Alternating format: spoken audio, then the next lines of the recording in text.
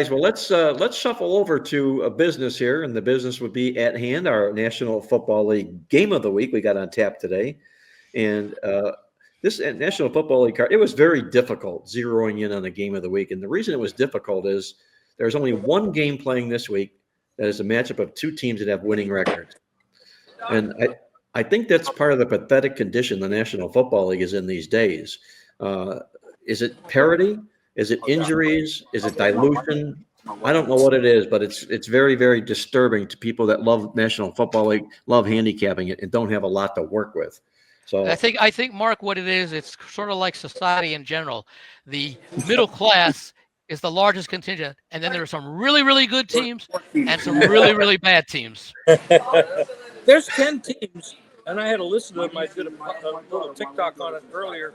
There's 10 teams that really legitimately could be tanking.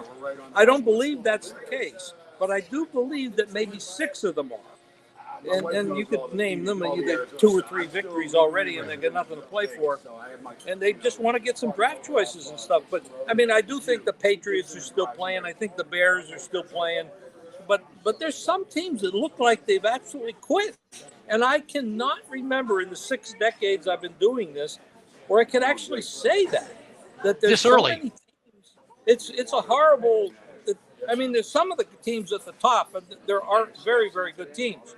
But it's really amazing that the bottom is just falling off. It's almost like it's like a race to the bottom. There's actually odds up of who's going to be the lowest winning team win-wise.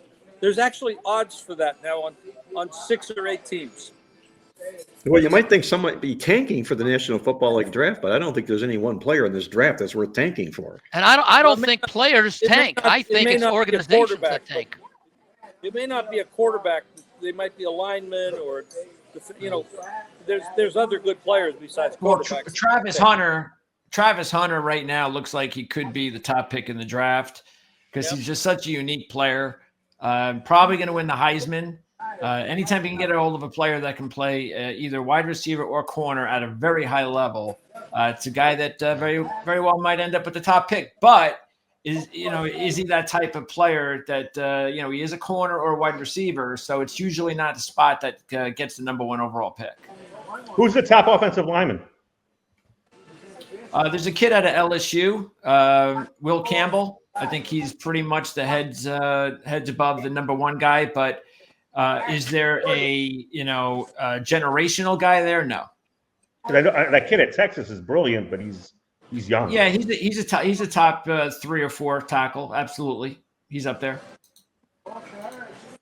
Okay, guys, Tony, I'm going to throw it over to you on this football game here. How do you see this shaking out? The Colts, when they take on the Lions, is it asking too much for Detroit to smash another football team, or can the Colts match yards and points with the Lions? What's your take, Tony? It's never too much to ask an NFL team to do its job. Now, look, I think my freebie or whatever my take on this, the prevailing take, would be to back Anthony Richardson's rushing yardage in this game, because he may be running for his life, first of all, and secondly, we have seen guys like Baker Mayfield and Mason Rudolph even find the end zone against Detroit.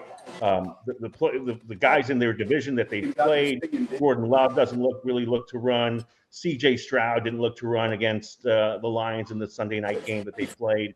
So if you look at yards per carry from quarterbacks that have scrambled, some guys have had success.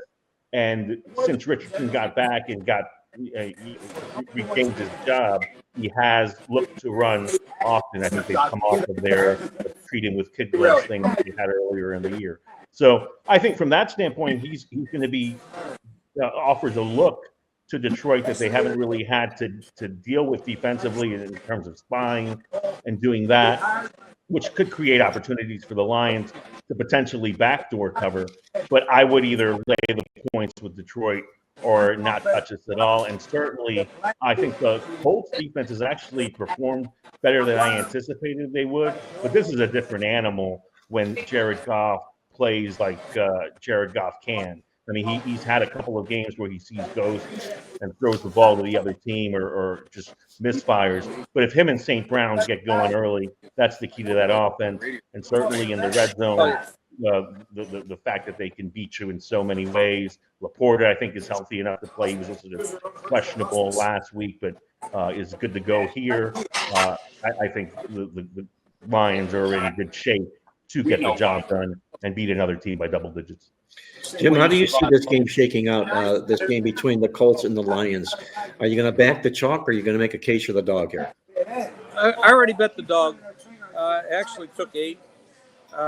And the reason is this. I just think that, I mean, the Lions, I think, are the best, right now, the best team in football at the moment. They're definitely playing incredible. Now, they beat teams up like last week, and obviously that you can't measure it just off that one game, but their defense has been strong for weeks.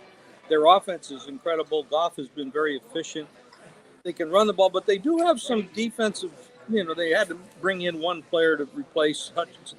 And then they had another injury last week on defense. So there's going to be some attrition here. And the teams reach peaks and valleys all the time. Richardson comes back in. He looked better last week after the 2-week sit down after he tapped out being tired. But and I think the Colts are going to give him a battle. Now, can they on any given day? Anybody can beat anybody. I mean, the Colts are not a bottom. They're not one of those bottom 10 teams. They definitely can play. That's a lot of points to give up on the road after a big victory like that. And I think there's some trends that'll say when the team wins by that much and scores that much, they don't do all that well the next week, especially if they're road favorite. So I'm on the dog in that spot. I agree with you, Jim. I look at a little bit differently. Is I see another perfect game from Jared Goff last week. He threw that perfect passer rating game last week, and I like to fade quarterbacks the next week because the law of averages, tells me does he have 2 in a row in him? I doubt that. I really do. He's second in quarterback rating this year to Lamar Jackson. We can't throw too many bad things at him. But the bottom line to me in this contest is, in the Colts, you got a football team that's sitting here still alive in the National Football League playoff race. Right now, the number 1 seed happens to be Detroit, but the Colts are number 9 right now. And this is a big, huge football game for them.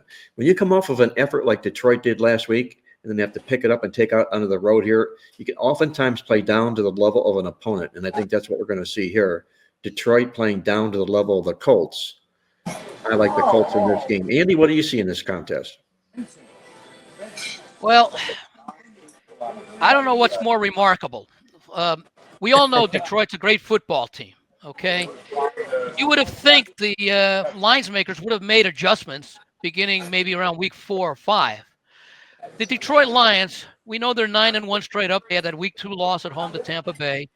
They're 8-2 against the points, and one of those 2 losses was the half-point loss against Houston a couple of Sundays ago when they won. What was it, 23-20? I think, laying 3.5. So they could just as easily be. If they score a touchdown and win by 4 instead of a field goal, that would have given them a 3-point win. They cover that game. So it's remarkable. In fact, they are outscoring their opponents this year by 15.9 points per game.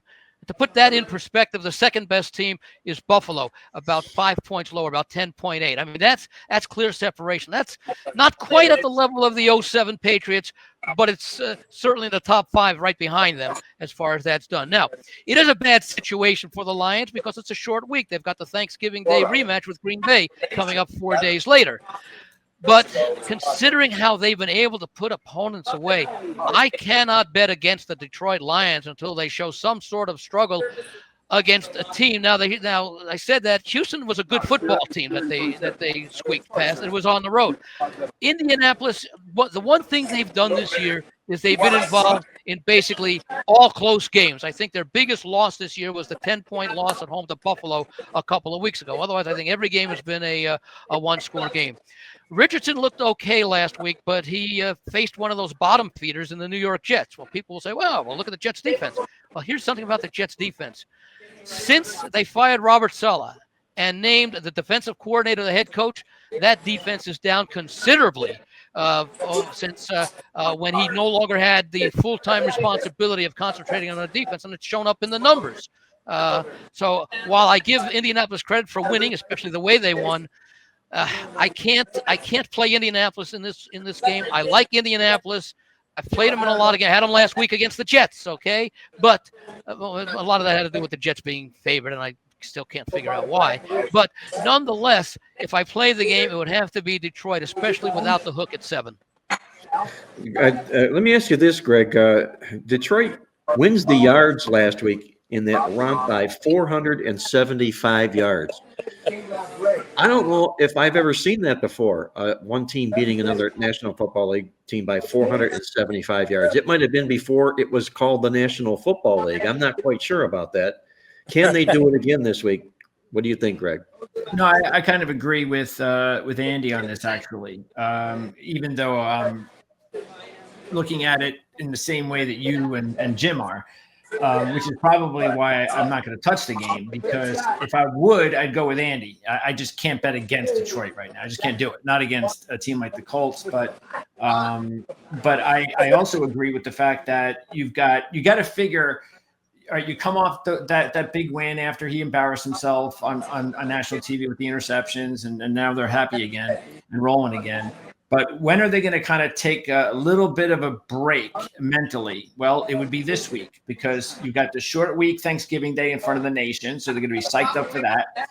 The next week it's Green Bay. You're psyched up for that. The next week you got Buffalo. You're psyched up for that. So if they're going to be a week that they're just going to be a little bit off, you would think this would be the week. It's a road game. It's a lot of points. Colts can backdoor cover. So that's why I would stay away from it. But it is interesting that you mentioned, Andy, that Detroit's 8-2 against the spread. I think a lot of people would be shocked to see the Colts at 8-3 against the spread. Yeah. By the way, the one thing about Detroit, that offense, they may just not be able to help themselves from not scoring. I mean, you talked about Mark mentioned the yards advantage. I don't know what the record is, but the Lions had 38 first downs in that game. No. That's got to be close to a record. Now you know why everybody wants their OC. So yeah, if this was that easy, I mean, I understand liking Detroit in this spot, but if this was that easy, wouldn't this be a double-digit favorite? I agree 100%, Jim. I don't. I'm going to be on the bookmaker side here, because I just think it looks too damn easy to have a 7-point favorite. This should be 10, 11, 12 points if it's that easy. Yeah. When you look at it, why isn't it the same line that Kansas City over Panthers? I mean, it's no, it just looks too damn easy to me. That's what the first comment I heard when I did another show was, why is this line so cheap? Well, it's there for a reason, guys. The Colts are not the Jacksonville Jags or Tennessee. I mean, the Colts are almost a 500 football team, and they almost made the playoffs last year with a lot of the same personnel. So I don't know. I maybe teams think they're in the same division. They're looping them in with Jacksonville and Tennessee. So thank you. I don't know what kind of point spread it's supposed to be. This is a 500 team. I mean, Detroit's playing great football, but how much you want to put in? It's an NFL. I also think that the Lions being this superpower NFL team is such a new commodity that plays into the line as well. I mean, these aren't the 49ers, who surprised me, have been a favorite every game this season. It's not the Chiefs. This is the Detroit Lions that we just swallowed last year, rising to prominence, and now to make them a double-digit team against the Indianapolis Colts squad that can play, I think is a little far-fetched too. Oh, I agree. It's slightly cheaper than I thought it would. Is there any particular reason, guys, Mark, that you can see why Indianapolis has been good against the spread this year? I think it's a little bit to do with what you just said, Greg. They're not as bad as the record indicates, and I know they've had some ups and downs at the quarterback position here, in and out, with especially with Richardson being out of the lineup here. But they're not as bad. They're not performing as bad or poorly on the field as I think the public perceives them to be. And I think the Vegas odds makers see that. They realize that this football team does have potential. I need to correct myself. They are currently the number 8 seed in the AFC playoff race. So, they're awfully close to earning themselves a playoff spot. You remember the Lions were one questionable coaching decision away from being in the Super Bowl last year with that game at San Francisco. So this is and by the way, Indianapolis, you're right, Greg. They were a 9-8 team last year, and nobody really paid them much of an attention. I think they lost out on tiebreakers for the final wild card. I am surprised. The running back, if the running back catches the ball out of the backfield, that's true. It's as simple as that. The Colts are a capable football team. Yeah. It's just the line does seem short because you have to believe that like Jim said it, that you have to believe that everyone's going to just jump and say, hey, I only have to live. They've scored over 50 points a couple 4 games apart this year. Now some of them were to AFC South teams. Yeah, well, that's also part of it. Well, where's Indiana? Where does Indianapolis play? They're better than Jacksonville and Tennessee, however, and considerably better. But no, Jim's right. It looks a little too easy because you have to believe the books are expecting tons of money to come in on the Lions. I mean, they can't outscore the opponents by more than a touchdown in each half. You know what the strange thing is, guys, is Detroit's only going to play 2 outdoor games this year. The line they've played one so far. I'm sorry, Jim? Yeah. The line has actually come down. Yeah, what's that all about? Yes, I mean, it's just the money, the sharps are taking the dog. It's that simple because the public's all over the favorite. And there's obviously, Mark, you'd know it more than anybody. There's nothing historically that says that Detroit doesn't cover before Thanksgiving. No, I don't think Detroit lays down before Thanksgiving. They kind of tend to lay down on Thanksgiving. Yeah. They play like turkeys. So it can't be that. Before Campbell. Too much turkey, too much tryptophan. How about the big number? How about the 50s numbers or anything? Again, I guess not, because you would have talked about it, about any teams that come off big 50-point games. Do they kind of come back and not cover? Well, the first time Detroit scored the 50, they came back and won at Green Bay the following week. And that's what I was going to say. It's strange. You think that there is a comeback off of a high-scoring performance, but there's not. It's usually an indicator that the team is hitting on all cylinders. Where there is a letdown is when it occurs like 3 games in a row. This is also a non-division road favorite, which is not this. I mean, it's a whole different animal when you have a division opponent up next. They have 2 division opponents up next behind this. Correct. So right. That may be part of the thinking. The upcoming divisional opponents, the short week before Thanksgiving, those are all negatives for Detroit. But so instead of winning by 30. Maybe they win by 20. I mean, but the line does seem. Yeah, I mean, if you would have asked me who the biggest double-digit biggest favorite this week have been, I don't know that I would have made Kansas City. The way that they've had trouble scoring and when winning by margins, the only thing about Kansas City is they are coming off of a loss, and they might say, "Hey, time to get serious, guys." Before we start getting complacent. They actually should have lost a couple of games this year. I mean, they lost. Yeah. They could have lost to the Bengals. They could have lost the first game of the year to Baltimore Ravens. They could have lost to Denver, and they did. They actually could legitimately have 4 losses. That they played that close to teams. They won 3 of them, but they did. I mean, they could have easily had 4 losses. Real quick, I would have thought. Andy, I'll just tell you on Jim Feist's podcast today, I gave Mark Lawrence credit because at the beginning of the year, when Mark said the Chargers not only have a chance to make the playoffs, he thinks they could beat out Kansas City. And if KC didn't have a few fluke wins, Mark would be right on the money. But he was high on Harbaugh, and I didn't think so. I think a lot of us were. Allen and Mike Williams. Well, they lost Keenan Allen and Mike Williams. I didn't think they had any receivers. They also lost Brandon Staley. Yeah. Oh, well, that's you worth 3 go. wins No, right seriously, there. you go from one of the worst coaches of the last 25 years to one of the best. The Chargers last year, I want to say they lost 6 or 7 games by 3 points or less. You knew that at least half of those would be turned around into wins, and that's been the Lawrence case. was the one. Lawrence was on the Chargers. Absolutely. Well, and you've also got a generational quarterback there in Justin Herbert as well. Yeah. You unite him with Harbaugh, put a little bit of a running game around that, and that's a real tough combination. I'd be curious what the book's thinking was, because I would have to think if they made, the Detroit Lions 10-point favorites in this game, I think you'd have a lot of people starting to say, you know what? That's a lot of points. Maybe I'll take the underdog. And yet you have some people say, oh, I don't care. It's the Lions. I'll lay the 10. But at 7, it's hard.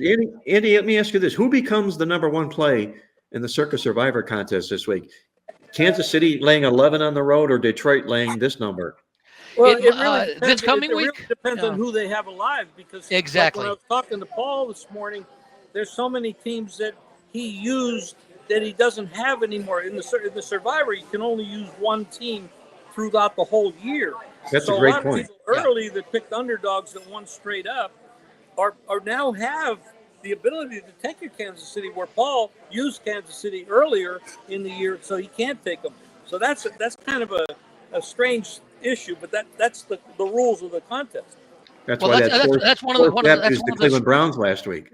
well, that's one of the strategies is that you know before the start of every season there are going to be 4 or 5 teams that are going to surprise and be worse than you expect, and 4 or 5 teams that are going to surprise and be better than you expect. But you don't know who those teams are. But by the time you get to week 7 or 8, you know who those teams are. And so there will be some teams that you expected to be bad turn out to be good. You can play them later. The way Survivor is set up, it's almost like a chess game. You know when to sacrifice your bishop and your knight, as opposed to just sacrificing your pawns and trying to hold on to pieces. Anybody, it's why the people that play Survivor and get this far, they all have gray hair. Well, good for them. They deserve it. That's all I can tell you. Everybody that does deserves it. Hey, Greg, let's put the wraps on the show if we may. I'm going to turn it over to you with our little roundup of questions you might have and answers that we might have right back at you. All right, before I get started, Jim, how much time you have? You want me to give what? How much more time do you have? You want me to give one play? Because I probably should. Well, my iPad is, and I'm in a restaurant, my iPad is going a little bit lazy. It looks like it's. Yeah, go ahead and give us a play before you. Okay, I'm going to give you a play. I'm going to give you the Chicago Bears to possibly win this game straight up. Now, I know it's a crazy play. You're going against Minnesota. Darnold is a little banged up. He's not been feeling quite well. I'm not sure exactly what's wrong, but the Bears are going to give this division rival. It's a road favorite in division. I'm taking the dog plus the points in Chicago. You've got an indoor team playing outdoors. You never know with the weather because you can get the weather effect there. It doesn't look like it's going to be bad, but you can never tell. It will be cold. And I'm going to take the Chicago Bears plus points and possibly win the game straight up. All right, Jim. I like it. I like the pick as well. Matter of fact, I interviewed Mark Carman from Chicago Sports Radio, and he says that their OC looks like a good pickup. The new OC, and I think the Bears are. I think Minnesota's right for an upset as well. So I'm with you, Jim, and thanks a lot for taking the time at the restaurant to join us here for a few minutes. Okay, we'll see you next week, and everybody. If I don't talk to you, but have Thanksgiving, I think we will. I don't know when are we taping next week. Well, I would love to make it Wednesday. I'm going to almost say it's going to be Friday here right now, Jim. I don't know how I'm going to do Thursday, but we could tape next week. I could get a bye week, and Greg can host. How's that sound? We could do it on Wednesday. Okay. You probably should have one because you're working 20 hours a day. Yeah. So, I self-imposed a bye for me next week. all right, you're on.